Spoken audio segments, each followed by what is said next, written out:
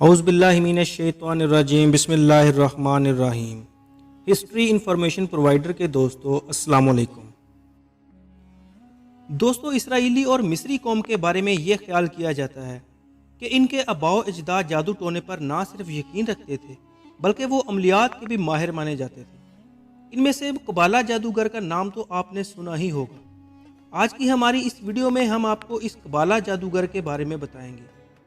ناظرین، قبالہ جادوگر کا ایک کردار گولم کے بارے میں بھی روشنی ڈالیں گے اور اس کے ساتھ ساتھ اس بات کی بھی وضاحت کی جائے گی کہ اسرائیلی قوم اس غیر مری مخلوق کو اپنا محسن کیوں مانتی ہے، اور اس بات کا بھی پرچار کریں گے کہ کیا یہ گولم نامی دیو کی کوئی حقیقت بھی ہے کہ نہیں جس کو اسرائیلی قوم اپنا محسن مانتی ہے۔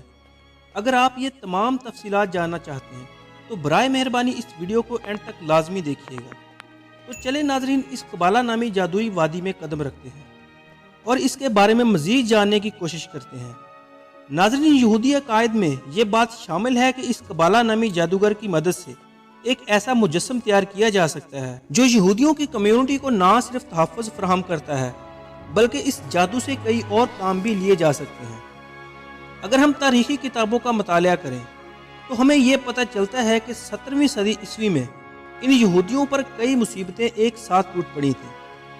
یورپ اور اس کے ارد گرد کے علاقوں میں رہنے والے یہودی کمیونٹی کو معاشی بدحالی اور وبائی امراض نے آ گھیرا اور ان یہودیوں کی حالت دن بدن خراب ہوتی چلی گئی۔ محترم ناظرین، ان حالات میں ان کو ایک ایسے مسیحا کی ضرورت تھی جو ان یہودیوں کو ان کے برے حالات سے نکال سکے۔ اسی وجہ سے تمام یہودی ایک جگہ جمع ہوئے اور سوچنے لگے کہ ان حالات سے کیسے نکلا جائے اور ان برے حالات سے نجات پالیں۔ کافی دن سوچنے کے بعد وہ کسی نقطہ پر نہ پہنچ سکے۔ اپنی قوم کے لیے پریشان رہنے والے یہودی علماء میں ایک لوبن مزالیل نامی ایک معمر مربی بھی موجود تھا۔ اس لوبن مزالیل نامی شخص نے ایک رات خواب دیکھا کہ اپنی قوم کو اس مشکل حالات سے نکالنے کے لیے اس کو قبالہ جادو کی مدد سے ایک گولم بنانا چاہیے۔ اس کا خیال تھا کہ یہ گولم یہودی برادری کی حفاظت اور ان کو معاشی طور پر مضبوط کرنے کے لیے بنانا چاہیے۔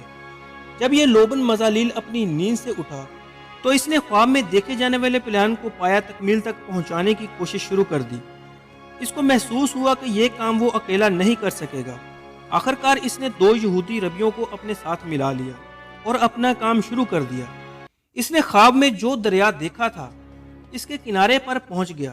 ان لوگوں نے اس دریا کے ساحل سے نرم مٹی اکٹھی کی اور اس کو ایک پتلے کی شکل میں ڈھالنا شروع کر دیا۔ محترم ناظرین، جب یہ پتلا ایک انسان کی شکل اختیار کر گیا تو انہوں نے اس پتلے پر قبالہ جادو کے منتر پڑھنا شروع کر دیے۔ ناظرین، یہ تینوں ربی قبالہ جادوگر کے ماہر کہلائے جاتے تھے۔ یہی وجہ تھی کہ ان کے شیطانی منتر نے اس پتلے میں جان ڈال دی، حتیٰ کہ اس پتلے نے آنکھیں کھولیں اور اس کے سامنے انسانوں کی طرح بیٹھ گیا۔ لوبن مزالیل نے اس پتلے کا نام یوسف رکھا اور یہ انسانوں کی طرح چلنے لگا۔ یہ پتلا صرف بول نہیں سکتا تھا۔ یہودی مصنفوں نے اس گولم پر بہت سی کتابیں لکھی ہیں۔ لوبن مزالیل اور اس کے 2 ساتھیوں نے جنہوں نے اس کو بنایا تھا اس پتلے کو اس کے بنانے کا مقصد بتایا اور اسے بتایا کہ اس کو یہودی بستیوں کی حفاظت کے علاوہ ایسے کام سر انجام دینے ہیں جن سے یہودیوں کی حالت درست ہو سکے۔ ناظرین، اس کے علاوہ بہت سے اور گولم کا ذکر بھی ان کے عقائد سے ملتا ہے کہ جب بھی یہ لوگ کسی مصیبت میں ہوتے ہیں تو شیطانی طریقوں سے گولم تیار کر کے اس سے مدد حاصل کرتے ہیں۔ آج کی اس ترقی یافتہ دور میں بھی یہودی اس طرح کے گولم پر یقین رکھتے ہیں اور وہ اسے ایک مسیحا اور محسن کے طور پر مانتے ہیں۔ اگرچہ اس بات میں کتنی سچائی ہے اس کے بارے میں کچھ کہا نہیں جا سکتا۔ اس مشکوک کردار کو لے کر بہت سی کتابیں بھی لکھی جا چکی ہیں اور اس گولم پر بہت سی ہالی ووڈ فلمیں بھی بنائی گئی ہیں۔ ناظرین، یہ آج کی ہماری دلچسپ ویڈیو تھی۔ امید ہے آپ کو ویڈیو پسند آئی ہوگی۔